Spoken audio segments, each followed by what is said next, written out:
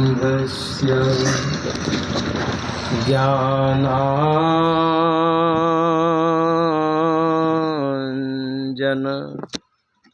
शलाकया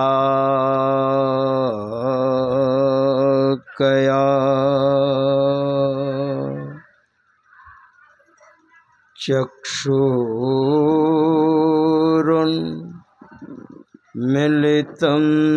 येन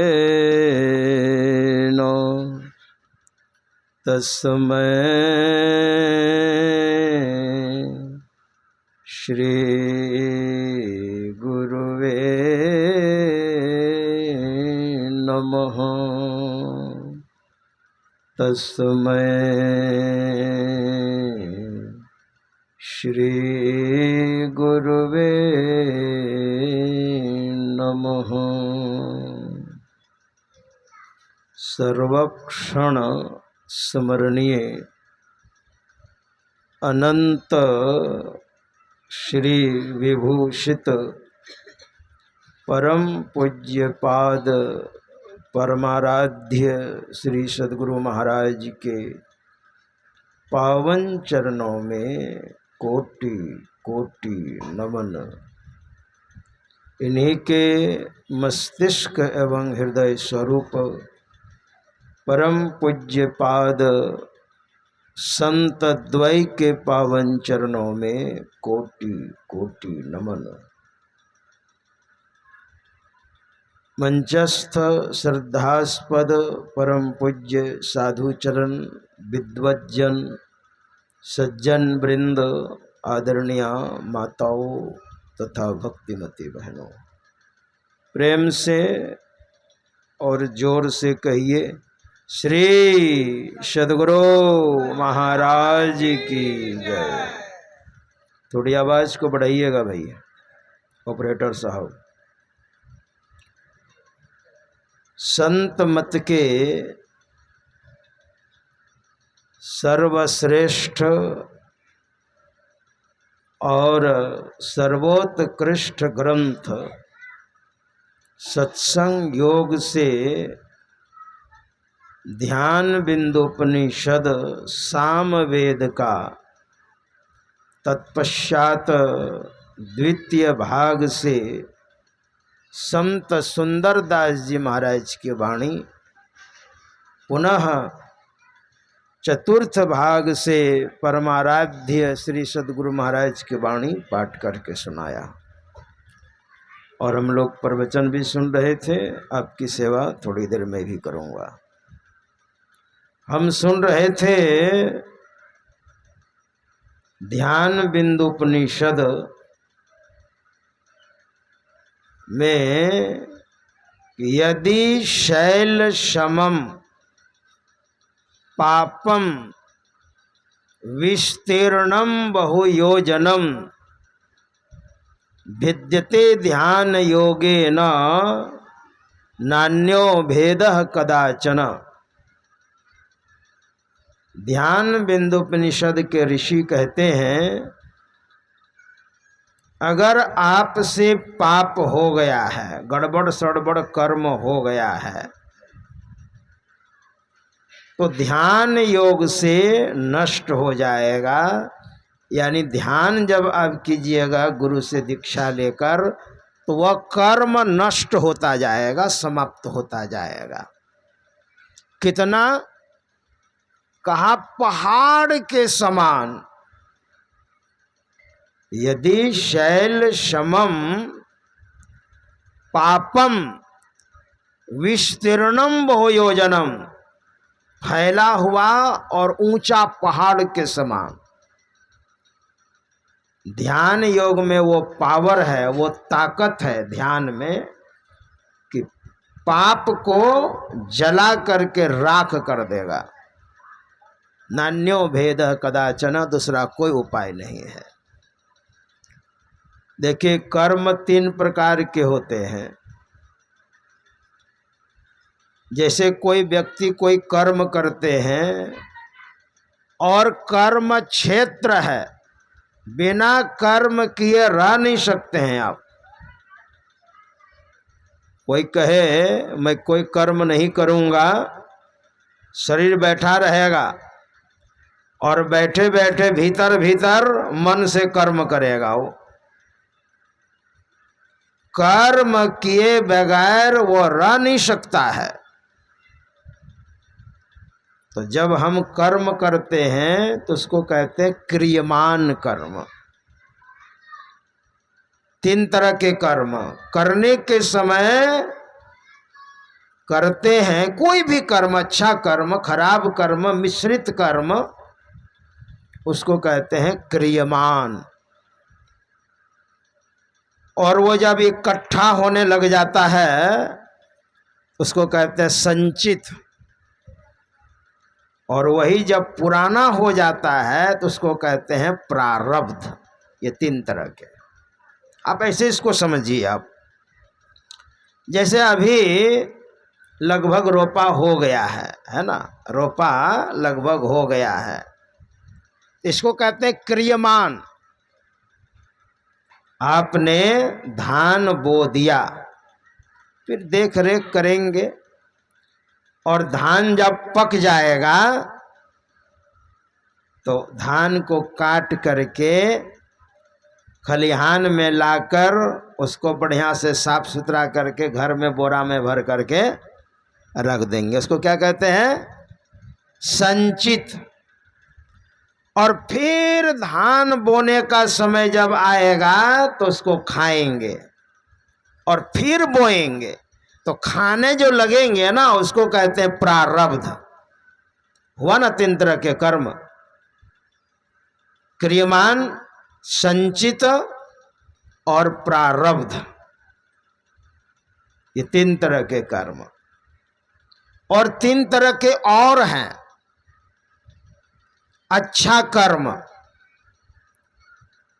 बढ़िया बढ़िया कर्म आप कर रहे हैं, दान पुण्य कर रहे हैं, जरूरतमंदों को, दिव्यांगों को, अपाहिजों को, गरीब गुरबों को, गरीब की बेटियों की शादी करा रहे हैं, गरीब लड़के उनको फ्री में आप निःशुल्क पढ़ा रहे हैं, दान पुण्य कर रहे हैं, अच्छे अच्छे कर्म कर रहे हैं, भजन ध्यान कर रहे हैं और करवाने का उपदेश भी कर रहे हैं, अच्छा अच्छा कर्म।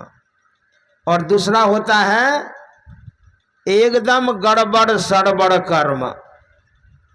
ऐसा भी मैंने आदमी देखा है। अच्छा कर्म नहीं करता हो, न दान देता,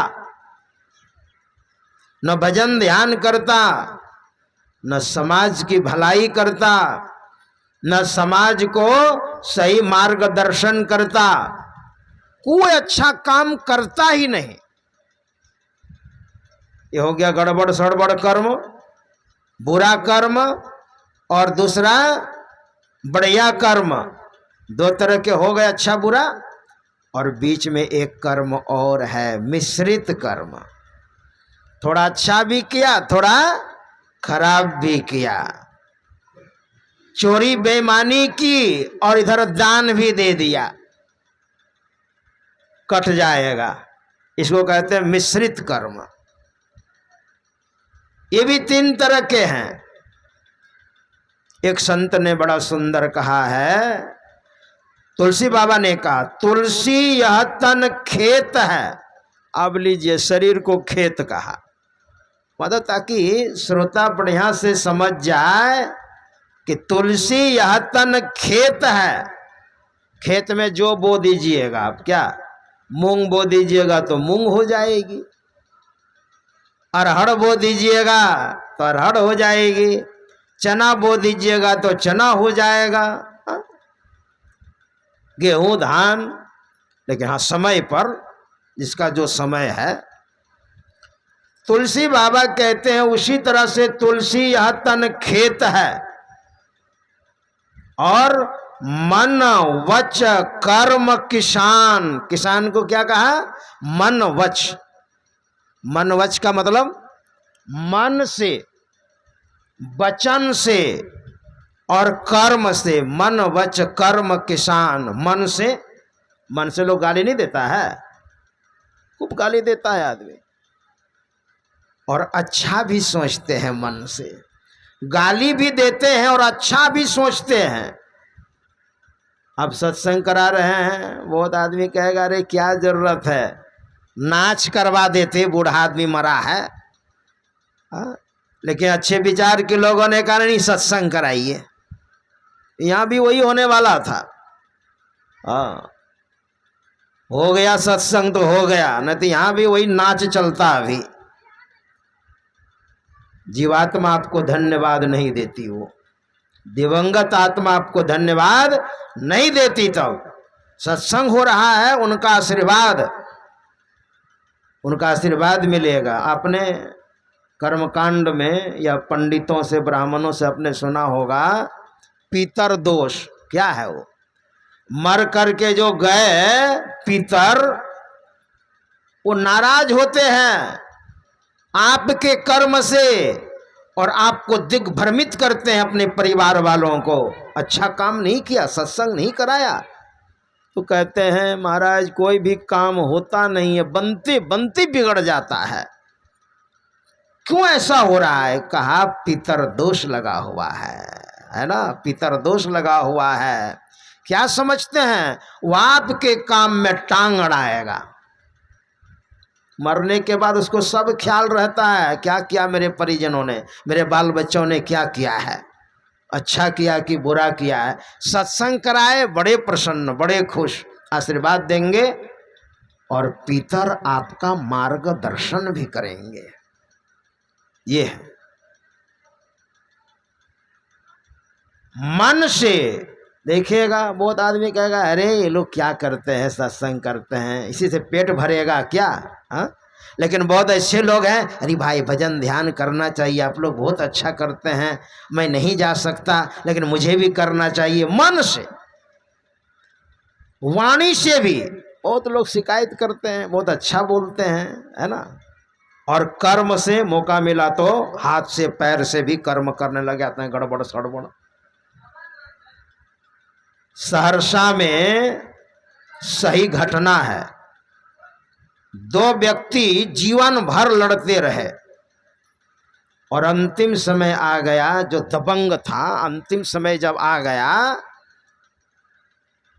तो उसके सीने में कुल्हाड़ी चलती थी। कुल्हाड़ी हैगे माँ हैगे बाप चिल्ला चिल्ला करके बीच बीच में।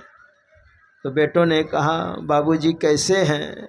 कहा बेटा कुल्हाड़ी चल रहा है सीने में, कुल्हाड़ी चल रहा है, बहुत कष्ट है, बड़ी बेचैनी है, बेटा कुछ करो मेरे लिए, कुछ करो बेटा। क्या कर देगा बेटा? दवा ला देगा। सिर में दर्द है तो क्या, पेट में दर्द है तो दवा ला देगा, खाना तो पड़ेगा आपको ही।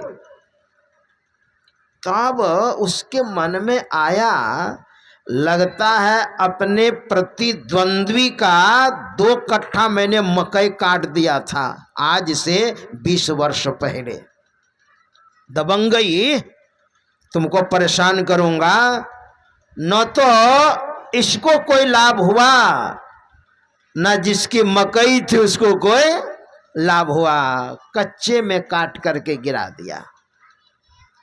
तो उसने सोचा कि शायद इसलिए मेरे सीने में कुल्हाड़ी चल रही है क्या।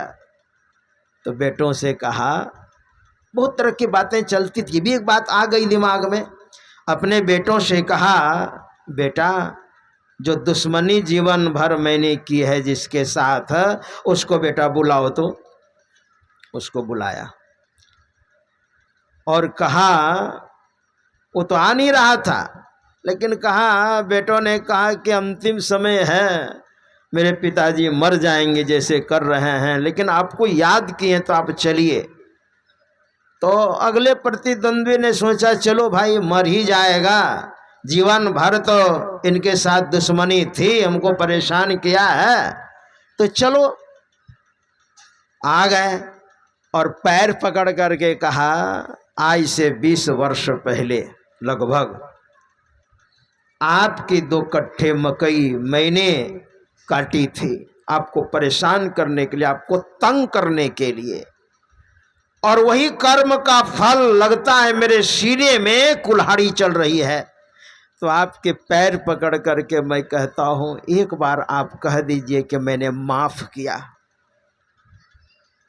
तो वो भी सोचते हैं, जब ये मेरे पैर पकड़ करके कह रहे हैं, है ना, और ये परेशान हैं, अब न तब मर ही जाएंगे, तो उनके अंदर भी आध्यात्मिकता रही होगी। कहा ठीक है, मैंने माफ किया, आपको मैंने माफ किया। और जैसे कहा माफ किया, कुल्हाड़ी चलना बंद हो गई। सही घटना है ये गलत बात नहीं है। आप तो कर्म करके सो जाते हैं, कर्म नहीं सोता है। धान बो करके आते हैं, आराम से सो जाते हैं, खरट्टा लेते हैं, है ना, लेकिन धान नहीं सोता है, वो रात दिन प्रयत्न करता है और होते होते होते पक जाता है एक दिन, है ना। उसी तरह से आप कर्म किए हैं। तो ध्यान बिंदु उपनिषद के ऋषि कहते हैं, अगर आपसे पहाड़ के समान